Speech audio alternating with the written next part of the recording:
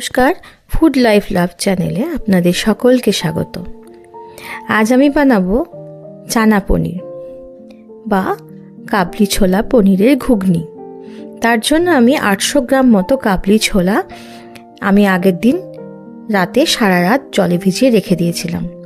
দেখছেন ছোলাগুলো খুব ভালোভাবে ভিজে গেছে, বড় বড় হয়ে গেছে। এবার একটা কুকারের মধ্যে ছোলাটাকে ঢেলে নিয়ে পরিমাণ মতো জল দিয়ে তার সাথে পরিমাণ মতো লবণ, খুব সামান্য হলুদ আর 2টো এলাচ, 2 থেকে 3টে লবঙ্গ আর সামান্য দারচিনির টুকরো দিয়ে আমি এটা 3টে সিটি দিয়ে নেব। প্রথমটা সিটিটা আমি হাই ফ্লেমে দেব, তারপর একদম লো ফ্লেমে 2 থেকে 3টে সিটি দিয়ে নেব। তাহলে আমার ছোলাটা কিন্তু খুব ভালো করে সিদ্ধ হয়ে যাবে। এটা সেদ্ধ হতে থাক, ওদিকে আমি একটা চানার জন্য একটা মশলা বানিয়ে নেব। এর জন্য নিয়েছি গোটা ধনে, গোটা জিরে, লবঙ্গ, দারচিনি, এলাচ, জয়িত্রী, জায়ফল খুব সামান্য দেবেন, কাসুরি মেথি আর গোটা শুকনো লঙ্কা। এটাকে একদম সিমে আছে আমি খুব ভালো করে 3 থেকে 4 মিনিট মতো নেড়ে চেড়ে ভেজে নিয়েছি, দিয়ে গুঁড়ো করে রেখে দিয়েছি। এবার কড়াইয়ে আবারও 2 থেকে 3 টেবিল স্পুন মতো সাদা তেল দিয়ে তার মধ্যে 2 থেকে 3টে তেজপাতা দিয়ে দিয়েছি। এটা যখন ভালো করে ভাজা হয়ে আসবে তখন কেটে রাখা পেঁয়াজ, 6 থেকে 7টা মাঝারি সাইজের পেঁয়াজকে খুব ছোট ছোট করে কুচি করে রেখেছিলাম, সেটাই এখানে দিয়ে আমি খুব ভালো করে ভেজে নেব যতক্ষণ না একটু কালার চেঞ্জ হয়ে আসবে এবং পেঁয়াজটা নরম হয়ে যাবে। দেখছেন, এরকম অবস্থাতে কিন্তু আমি এর মধ্যে দিয়ে দেব বেটে রাখা রসুন, আদা এবং কাঁচা লঙ্কার পেস্ট। এখানে আমি 3 থেকে 4 টেবিল স্পুন মতো এই পেস্টটা আমি দিয়ে দিয়েছিলাম।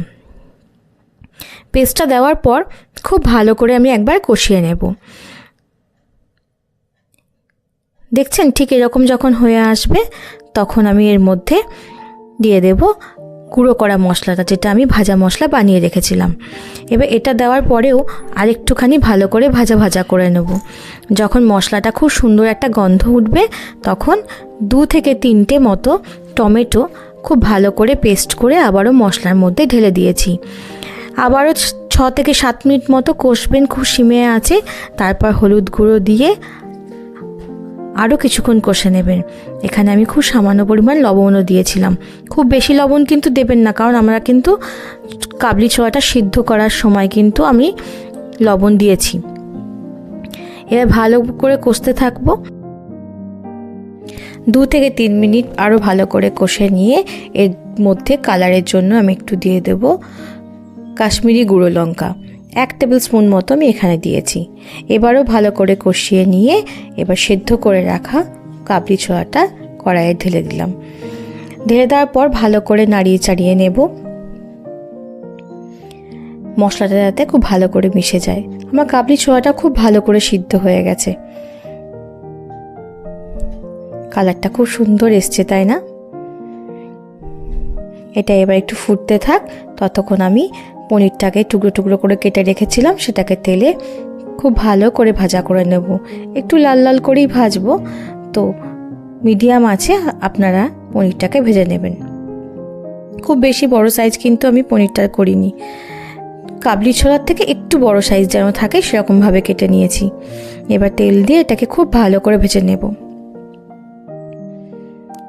আমার পনিরটা ভাজতে 5 মিনিট থেকে 6 মিনিট কিন্তু সময় লেগেছে, তাই খুব তাড়াতাড়ি ভাজতে চেষ্টা করবে না, তাতে কিন্তু পনিরটা পুড়ে যাবে।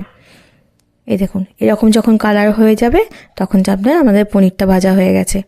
এবার পনিরটা তুলে নিয়ে আমি তেলটাকে ঢেলে রাখবো। আমি এই কাবলি ছোলায় একটা ফোড়ন দেব লাস্টে, যার জন্য গন্ধটা খুব ভালো আসবে। এই তেলটাকে ঢেলে নিয়ে এর মধ্যে 3 টেবিল স্পুন মতো আমি এখানে ঘি দিয়ে দিয়েছি। ঘিটা গরম হয়ে এলে এর মধ্যে আদা কুচি, রসুন কুচি আর লঙ্কা কুচি।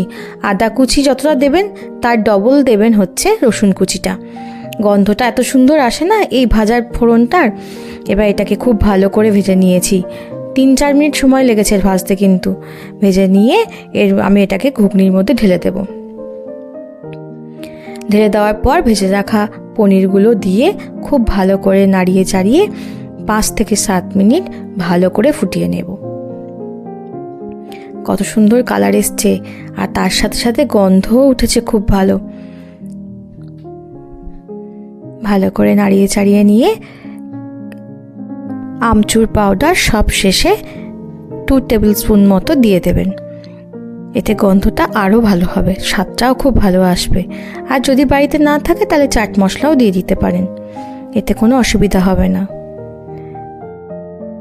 এবার আধ ঘন্টা রেস্টে টাইম দিয়ে ঢেকে রেখে দিন। আপনাদের যদি ভিডিওটা ভালো লেগে থাকে তাহলে একটা লাইক করে দেবেন, আর পরবর্তী ভিডিওর জন্য অবশ্যই সাবস্ক্রাইব করে দেবেন। সকলে ভালো থাকবেন, সুস্থ থাকবেন, সকলকে ভালো রাখবেন। আর আপনাদের সরস্বতী পুজো কেমন কাটলো অবশ্যই আমাকে কমেন্ট করে জানাবেন।